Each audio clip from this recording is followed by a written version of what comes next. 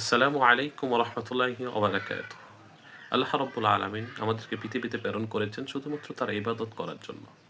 কিন্তু শয়তানের ওয়াসওয়াসায়, শয়তানের ধোঁকায় পড়ে আমরা সেই ইবাদত থেকে দূরে গিয়ে আল্লাহ রব্বুল আলামিনের সাথে নাফরমানিতে জড়িয়ে যাচ্ছি। সম্মানিত হাজরিন, এই কঠিন গুনাহ থেকে, কঠিন অপরাধ থেকে বাঁচার একটিমাত্র পথ রয়েছে, যার নাম হলো তওবা। তওবার ব্যাপারে আল্লাহ রাব্বুল আলামিন পবিত্র কোরআনুল কারীমে ইরশাদ করেন, ইয়া আইয়ুহাল্লাযীনা আমানু তুবু ইলাল্লাহি তাওবাতান নাসুহা। হে ঈমানদারগণ, তোমরা আমার কাছে খাঁটি তওবা করো। আল্লাহ রাব্বুল আলামিন বলতে চাচ্ছেন, যদি খাঁটি তওবা আমরা করি, আল্লাহ রাব্বুল আলামিন আমাদের তামাম জিন্দেগীর গুনাহগুলোকে ক্ষমা করে দেবেন। সুবহানাল্লাহ।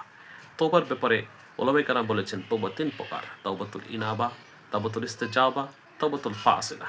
তাওবাতুল ইনাবা হলো আল্লাহ রাব্বুল আলামিনের শাস্তির ভয়ে যে ব্যক্তি তওবা করবে তাকে বলা হয় তাওবাতুল ইনাবা।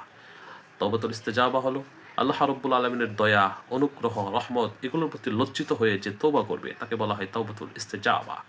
তাওবাতুল ফাসিলা হলো যে ব্যক্তি গুনার স্বাদ অন্তরে বাকি রেখে যে তওবা করবে তাকে বলা হয় তাওবাতুল ফাসিলা। সম্মানিত হাজিরিন, তাওবাতুল ফাসিলার কোনো গুরুত্ব রব্বুল আলামিনের কাছে নাই। তাওবাতুল ইনাবা, তাওবাতুল ইস্তেজাবা যদি আমরা করতে পারি, তাহলেই আমাদের তওবাটা আল্লাহ রাব্বুল আলামিনের কাছে কবুল হবে, গ্রহণযোগ্য হবে এবং মর্যাদাপূর্ণ হবে। আসুন আমরা বেশি বেশি তওবা করব, কিন্তু আমাদের তওবাটা যেন তাওবাতুল ইনাবা, তাওবাতুল ইস্তেজাবা হয়।